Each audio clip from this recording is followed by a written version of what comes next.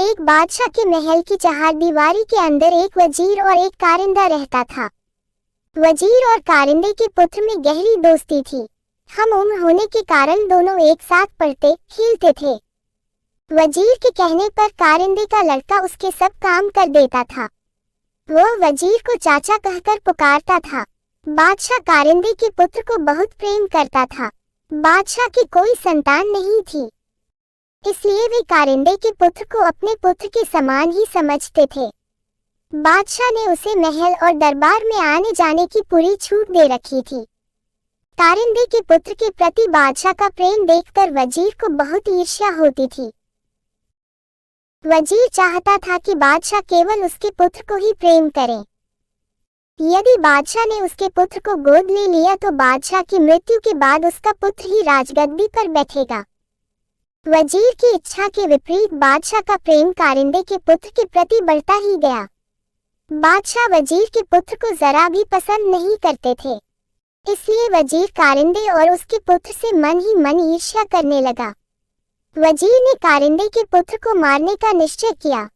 वजीर ने कारिंदे के पुत्र को रुमाल और पैसे देकर गोश्त लाने के लिए कहा। वजीर ने कारिंदे के पुत्र को अच्छी तरह समझाया कि गोश्त बाजार में गली के नुक्कड़ वाली दुकान से ही लाना। कारिंदे का बेटा रुमाल और पैसे लेकर बाजार की ओर चल दिया। उसने देखा कि उसका मित्र वजीर का बेटा भी वहां पर खेल रहा है। वजीर के लड़के ने कारिंदे के पुत्र से कहा कि तुम मेरा दांव खेलो, मैं जाकर गोश्त ले आऊंगा। कारिंदे के पुत्र ने उसे पैसे और रुमाल देकर दुकान का पता बता दिया। इस प्रकार वजीर का पुत्र गोश्त लेने चला गया और कारिंदे का पुत्र दांव खेलने लगा। वजीर के पुत्र ने दुकानदार को पैसे और रुमाल देकर कहा कि इसमें गोश्त बांध दो।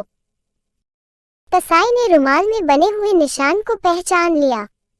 इस रुमाल को वजीर ने कसाई को दिखाते हुए कहा था कि जो लड़का इस रुमाल को लेकर गोश्त लेने आए तुम उसे मौत के घाट उतार देना। कारिंदे के पुत्र को मारने के लिए वजीर ने कसाई को पैसे भी दिए थे। कसाई ने अंदर भट्ठी जलाकर सारी तैयारी पहले ही कर ली थी। कसाई ने रुमाल और पैसे लेकर उस लड़के को वहां बैठने के लिए कहा और स्वयं अंदर गोश्त लेने चला गया। तभी वहां पर लड़का भी चला गया।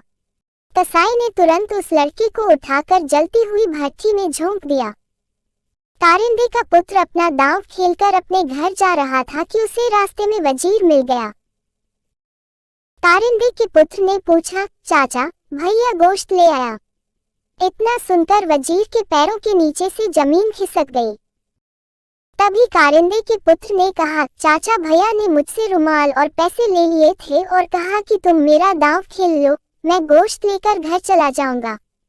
मैंने भैया को दुकान का पता भी बता दिया था। वजीर की आंखों के आगे अंधेरा छा गया और उसके मुख से एक शब्द भी नहीं निकला। अपने पुत्र को याद करता हुआ वजीर अपने घर चला गया। वजीर कह रहा था कि जो दूसरों के लिए कुआं खोदता है उसमें स्वयं गिरता है। शिक्षा।